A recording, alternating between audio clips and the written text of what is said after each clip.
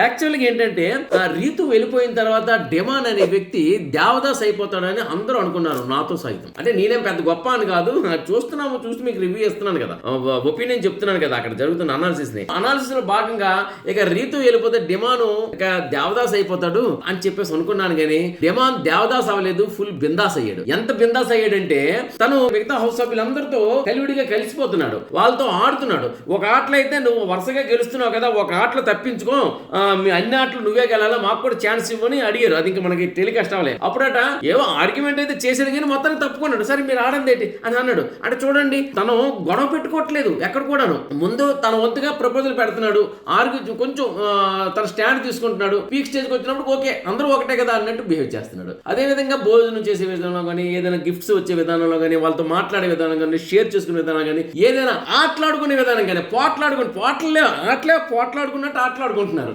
అంటే ఎంత చక్కగా ఉందంటే చెప్తున్నాను కదా. ఇక రీతు వెళ్ళిపోయింది, దేవదాస్ అయిపోతాడు, డల్లగా ఉంటాడు అనుకున్న డెమాన్ ఫుల్ బిందాస్ అయిపోయాడని చెప్పడంలో ఎటువంటి అతిశయోక్తి లేదండి.